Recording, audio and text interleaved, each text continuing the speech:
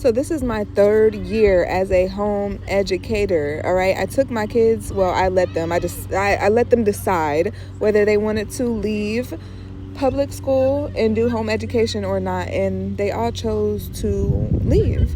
And during this time, we just been focusing on like skill sets, also just taking the opportunity to not have to sit in a classroom for 8 hours and hear somebody else talk about some shit that they want on your mind.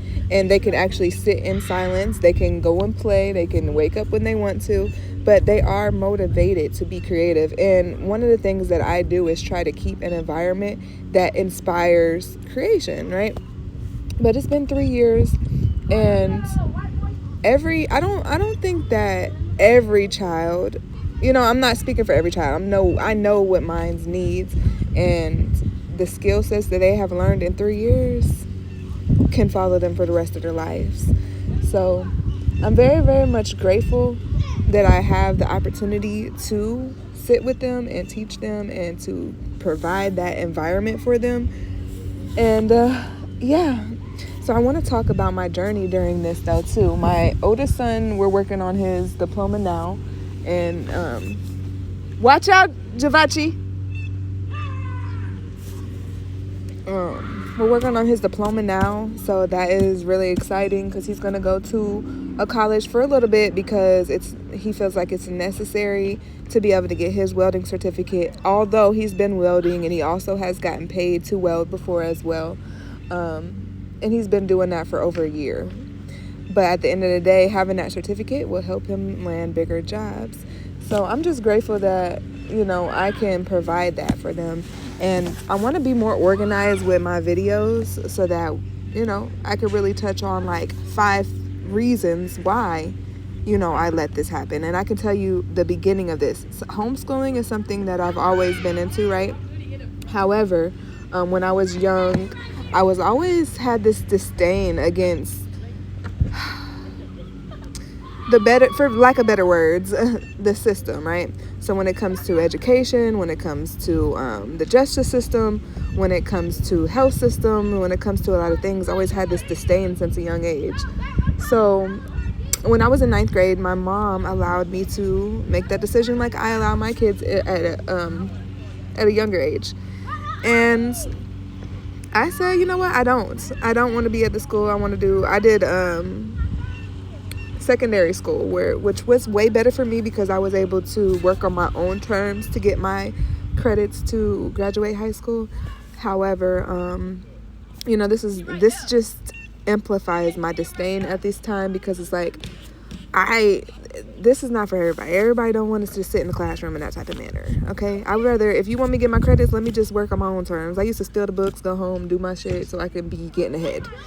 Anyways, but at the beginning, I want to say this for people that do keep their kids in public school or private school or even at certain times. For me, this is not the reason why I took them out of the school. But one thing that I was going through at the time when I did make the decision is every day when I wake up, it was straight to the kids, straight to the kids, straight to the kids. And my mentor at the time, she was like, look, make sure you give yourself, pay yourself first. So even if it's 5 minutes, 10 minutes, 15 minutes, give that to yourself. Wake up early to make sure you're pouring into yourself before you start giving out to the kids. But at the end of the day, that's because, a lot of times, I don't know if y'all go through this. I know I did when I was younger, put my mom through this. But if you don't want to go to that damn school, especially when you have to do it every day, like it's just like the 9 to 5. If you don't want to go to that school, you're gonna give your parents sometime a hard time. And go, I don't feel good. I don't feel good. I need to stay home.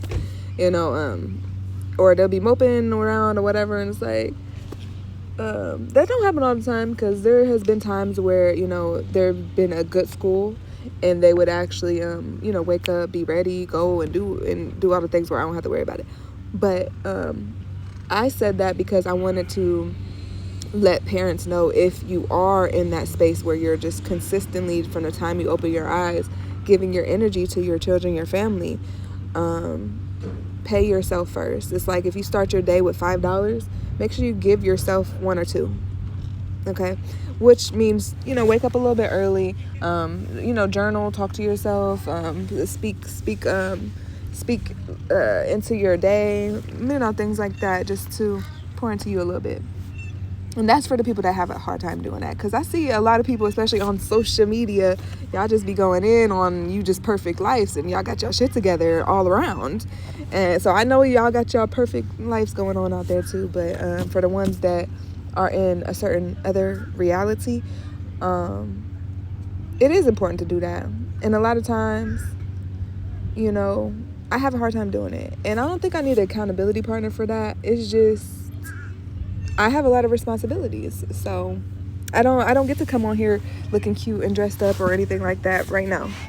But I want to like start posting more, start talking more, whatever it is, whatever it may be. I see what everybody's talking about right now, but just continuously do that, because I feel like a lot of times we're looking for this space to feel like we're ready to do something, or we have it planned out and it's clear and everything. But there has been times in my life where I just flow, and those times are good. So at the end of the day, I don't feel all the way up to making videos, but I do feel like that is a push to get me out of this little pattern I'm in, or little thing that I'm in, where I can do something different. It's kind of like, you may not know the goal fully, but if you just start and do something, you'll find a way. It got to. Things got to move. But yeah, see, when I talk, I don't know if it's the ADHD or what, but I just go from here, there, and everywhere. So you just got to bear with me. But yeah, I hope you have an amazing day.